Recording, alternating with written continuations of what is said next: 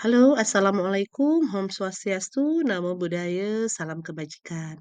Saya Rizky Nikensuskan dari SPD akan menyampaikan diskusi terkait gender dalam pendidikan pada mata kuliah studi komparatif.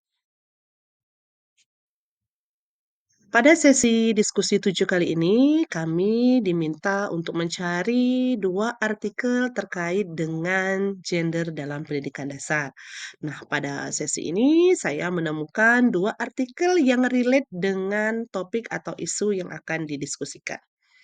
Lalu latar belakang apa saja sih yang menjadi, latar belakang dari pemilihan 2 artikel ini. Yang pertama, yaitu kajian tentang sikap terhadap sains di Indonesia masih terbatas.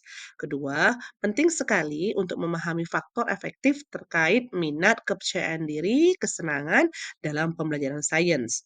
Lalu yang ketiga, gender dan jenjang pendidikan dari SD dan SMP itu sangat mempengaruhi sikap siswa terhadap sains. Saya akan memulai diskusi ini dengan membahas artikel pertama. Artikel pertama itu berjudul Indonesia Primary School and Middle School Students Attitudes Toward Science yang ditulis oleh Aini RQ Rahmatullah A dan HAN pada tahun 2019. Rumusan masalahnya yaitu pengaruh tingkat akademik gender dan interaksi keduanya terhadap sains. Instrumen yang digunakan adalah brain scale yang berupa terdiri dari belief, intention, enjoyment, and control. Lalu apa hasil dan pembahasan yang terkait dengan artikel 1? Yang pertama, ternyata sikap terhadap sains secara signifikan itu dipengaruhi oleh level kelas. Aspek tertentu pada sains dipengaruhi oleh gender.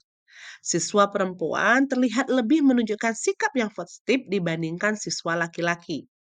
Perbedaan jenjang dari SD ke SMP menghasilkan penurunan sikap dalam pembelajaran.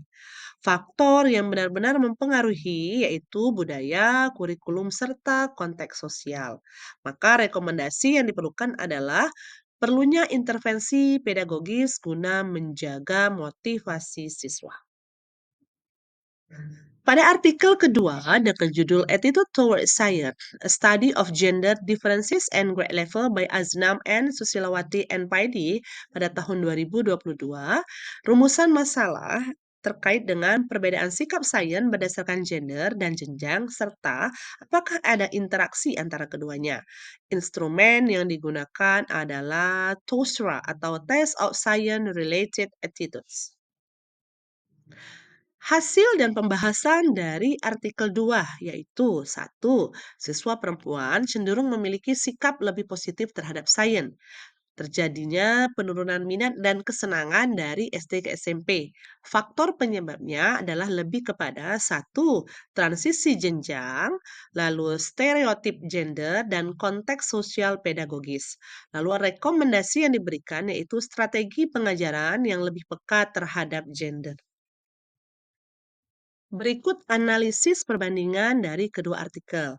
Pada artikel pertama, instrumen yang digunakan adalah brains dan fokusnya kepada motivasi. Sementara artikel yang kedua, instrumen yang digunakan adalah TOSRA dan fokusnya kepada perbedaan gender. Namun, keduanya menunjukkan hasil bahwa siswa perempuan memiliki sikap lebih positif tetapi minatnya menurun saat transisi pada dari SD ke SMP. Terutama terkait minat dan pembelajaran mereka kepada sains. Lalu bagaimana implikasinya untuk penyelenggaraan pendidikan di sekolah dasar? Yang pertama, perhatian guru lebih pada siswa laki-laki dapat memperkuat ketimpangan gender. Lalu yang kedua, perlunya observasi interaksi guru, murid, serta intervensi melalui pelatihan guru, RPP berbasis kesetaraan gender, survei kepercayaan diri dari siswa perempuan. Rekomendasi penelitian lanjutan. 1. Observasi langsung interaksi guru dan siswa. 2. Analisis dokumen pembelajaran, baik itu RPP ataupun aktivitas praktikum.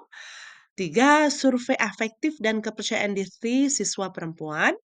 4. Penelitian dengan observasi jangka panjang dengan mengumpulkan data dari subjek yang sama secara berulang dari waktu ke waktu untuk mengetahui perubahan yang ada. Kesimpulan yang bisa saya ambil dari dua artikel ini adalah satu, sikap terhadap sains itu ternyata dipengaruhi oleh jenjang dan gender. Yang kedua, terjadi penurunan motivasi belajar dari siswa saat mereka berada di SD ke siswa pada saat mereka berada di SMP. Tiga, diperlukan strategi pengajaran yang inklusif dan tentunya sensitif gender. Berikut ini adalah referensi dari dua artikel yang saya diskusikan pada sesi 7. Terima kasih atas perhatiannya. Om Swastiastu, Namo Buddhaya, Salam Kebajikan.